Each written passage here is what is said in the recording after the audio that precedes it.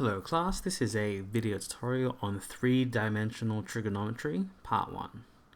What we need to understand is that 3D trig does not present any new mathematical concepts, but is a challenging application of trig concepts that we already know, just that it's in a 3D perspective. So, I'm going to get straight into an example just to demonstrate that to you. Here we go. So, here we have a rectangular prism shown, and these are all the measurements. And now the first question is that we're going to be asked to calculate the length of various sides or lengths here. So let's figure out what the length of AC is. AC, whenever we do this, it's actually best to draw out the shape that we're looking for. So AC is that diagonal like that, and I'm actually already drawing out the triangle that is involved with this. There it is. Whoops. It's hard to see. I didn't draw it very well, but I hope you can see that that triangle is AC. When I draw this out a little bit more neatly beside the question here, it should look somewhat like this, where A is here, B is here, and C is up top. Let's figure out what this length is here. AB, well, it's the same as 5, so AB should be 5. BC is this one here. Well, this length is the same as 4, so that should be 4. Now from here, we can figure out what AC is, just using Pythagoras' theorem. So let's get straight to it. Here we go. Let's write this as AC squared equals AB squared is 5. So let's just write that down. 5 squared plus BC squared. Well, that's just 4 squared. AC squared is 25 plus 16, which is equal to 41. Yep, 41. And if we take the square root of both sides, we get AC is equal to square root of 41. I'm just going to leave it at that. The lengths are in centimeters, so square root of 41 centimeters. Now this process follows the exact same way, but I hope you see that by drawing it out, it's actually a lot easier to imagine. So let's find out AF. AF is this diagonal right there. Let's draw this out beside here.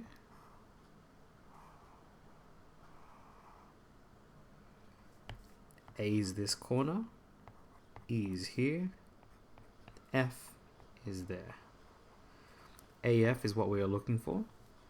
AE, that length here, this length here, well, that is the same as 3, because these heights must all be the same. So this is 3. EF is 5. So let's write that in, 5. Now from here we can figure out what AF is. So AF squared is equal to, I'm going to do 3 squared, I'm just going to skip some steps. 3 squared is 9, plus 5 squared is 25. That gives me 24.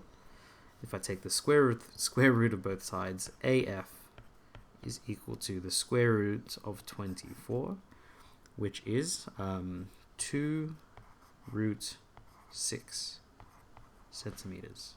I mean, you can leave it at this length if you'd like, but if you'd like to practice some algebra and surds, try and simplify the surd expression. FC is this one here. Let's draw out that triangle. FC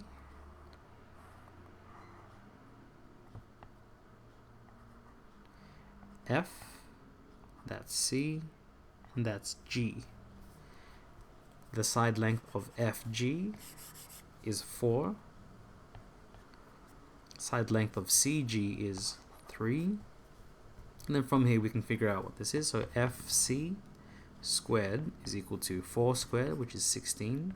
3 squared is 9. That's equal to 25.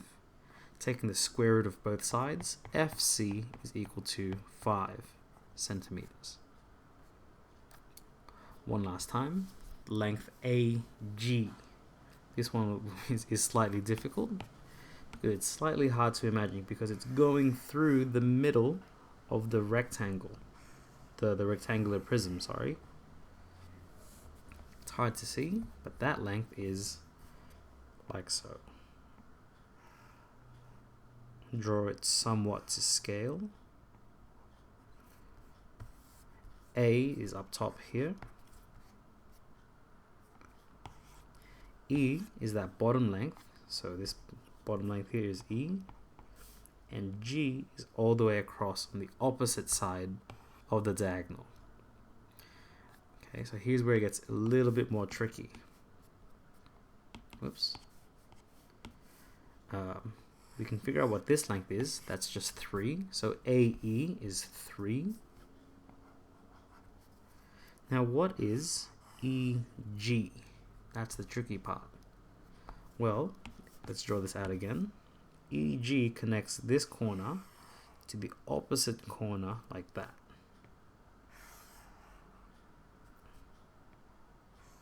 That's the triangle we're looking for. Well, EG is the same diagonal as AC, which is what we've already calculated. AC is square root of 41. So EG is root 41. Let me move this down so we can make some more space. So square root of 41, and now we can use Pythagoras theorem one more time to figure out what AG is. So AG squared is 3 squared is 9 plus square root of 41 squared is 41. It's going to be 50, which means AG is square root of 50, which we simplify to become root 25 times root 2, so 5 root 2 centimeters. Alright, so from here, we can actually use the trig ratios because we are required to measure these angles. So let's figure out the angle BAF. Let's get rid of these. Angle BAF. So this angle here. You can do this in many ways. I'm going to be using, let's use tan. So let me draw this out.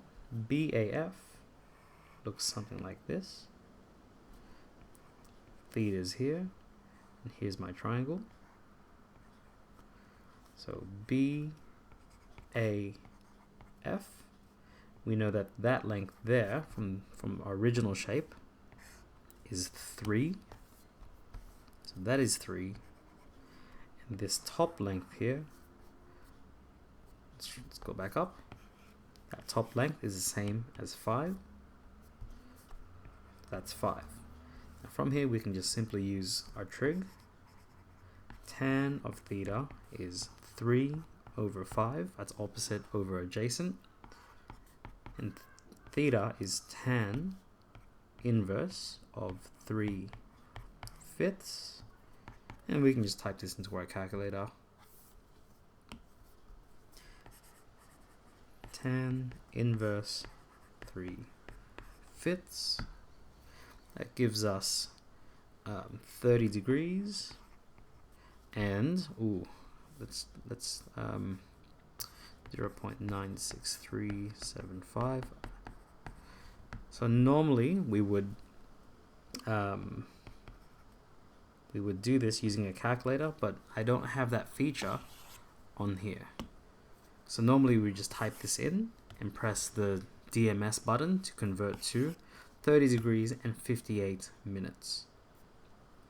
So let's do this one more time. GAF.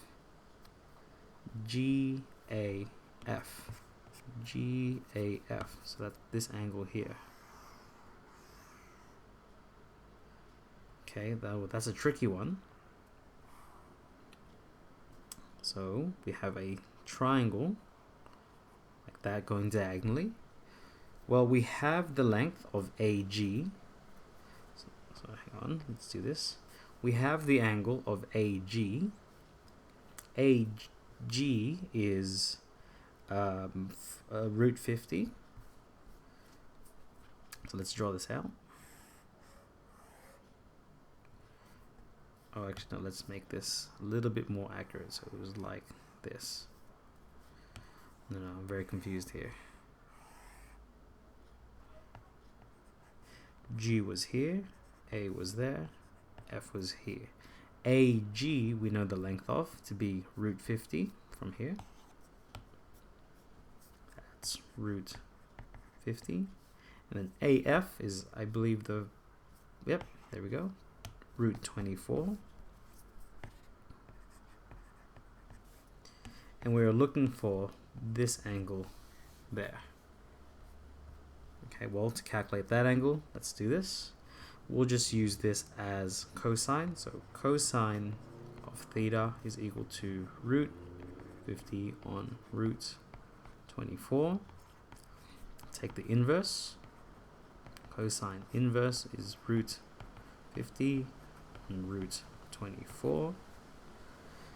Writing this in. Now remember again, you would just type this into your calculator and convert using your DMS button. Nope, not plus anything. Put a 0 there, why not? What is going on? Why is it asking me to add something? Try one more time. Here we go. Cosine inverse of root 50 on root 24.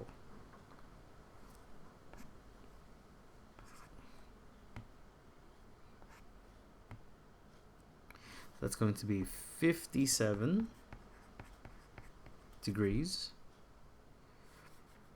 So minus 57. Then I'm going to take this answer, multiply by 60 to get to the nearest minute. 7.5, so it's going to be 8 minutes. So I hope that gave you an insight into utilizing a 3D perspective and applying trig to that 3D perspective. Hope to see you in the next video. Best of luck.